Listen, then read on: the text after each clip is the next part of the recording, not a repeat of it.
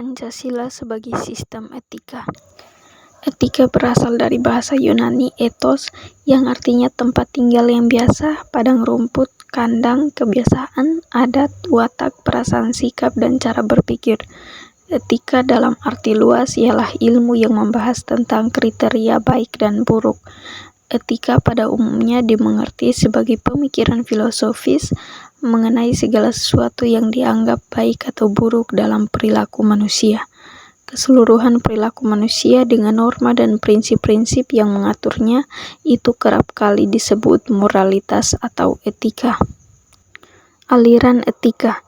Ada beberapa aliran etika yang dikenal dalam bidang filsafat, meliputi etika keutamaan, teleologis, dan deontologis. Etika keutamaan atau etika kebajikan adalah teori yang mempelajari keutamaan, artinya mempelajari tentang perbuatan manusia itu baik atau buruk.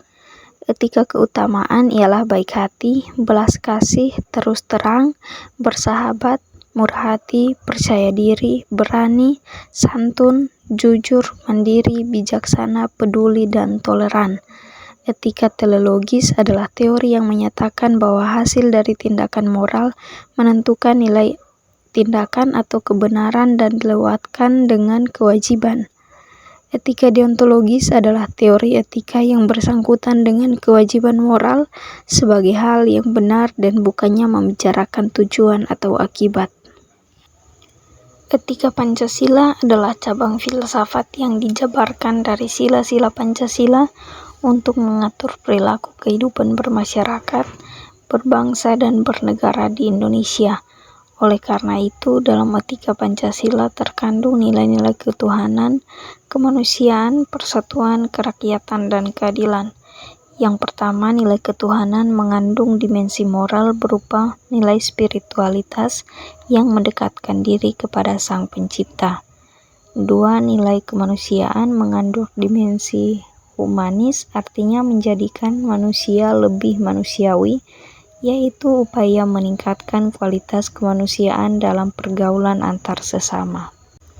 Lalu yang ketiga, sila persatuan mengandung dimensi nilai solidaritas, rasa kebersamaan, dan cinta tanah air.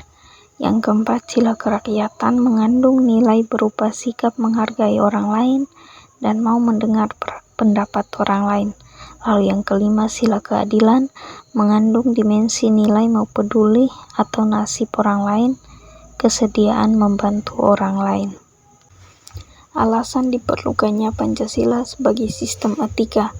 Pertama, dekadensi moral yang melanda kehidupan masyarakat, terutama generasi muda, sehingga membahayakan kelangsungan hidup bernegara.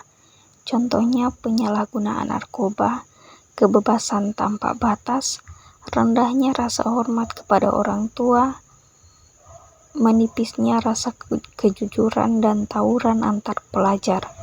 Kedua, korupsi akan merajalela kemana para penyelenggara negara tidak memiliki rambu-rambu normatif dalam menjalankan tugasnya. Ketiga, kurangnya rasa perlu berkontribusi dalam pembangunan melalui pembayaran pajak.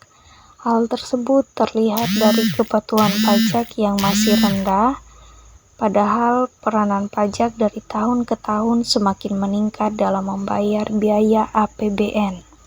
Lalu yang keempat, pelanggaran hak asasi manusia dalam kehidupan bernegara di Indonesia ditandai dengan melemahnya penghargaan seseorang terhadap hak pihak lain.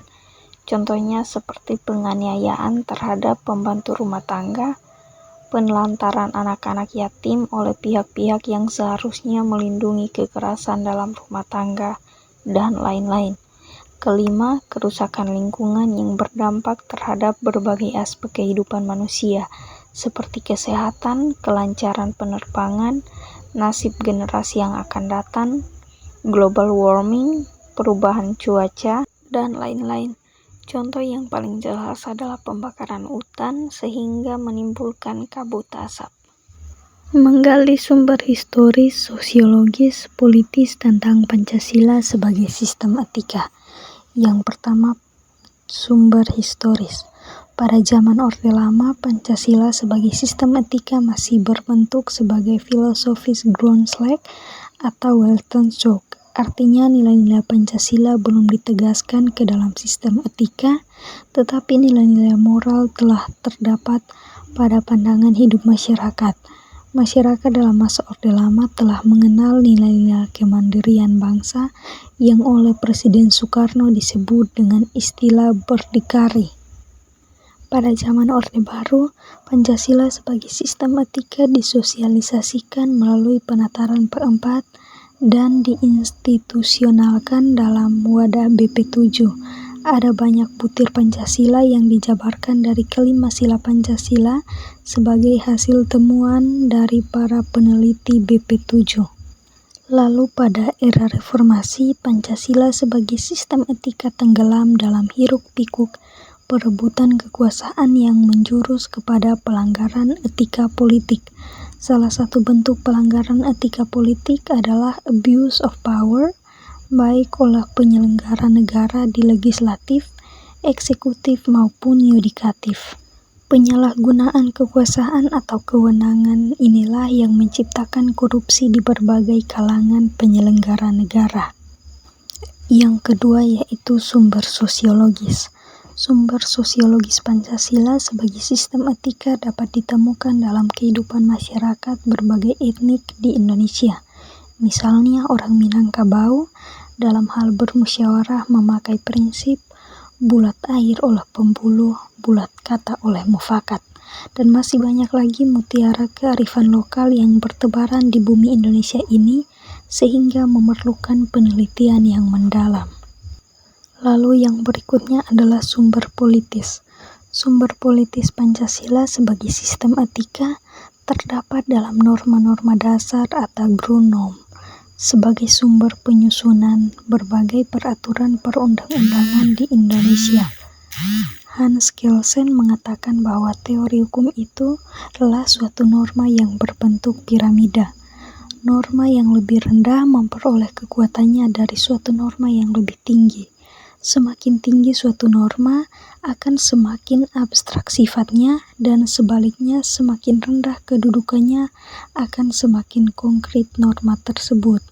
Pancasila sebagai sistem etika merupakan norma tertinggi yang sifatnya abstrak, sedangkan perundang-undangan merupakan norma yang ada di bawahnya bersifat konkret.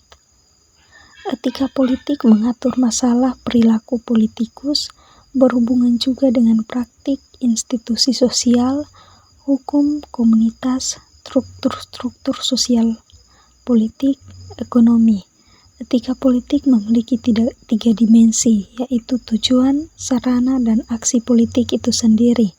Dimensi tujuan terumuskan dalam upaya mencapai kesejahteraan masyarakat dan hidup damai yang didasarkan pada kebebasan dan keadilan.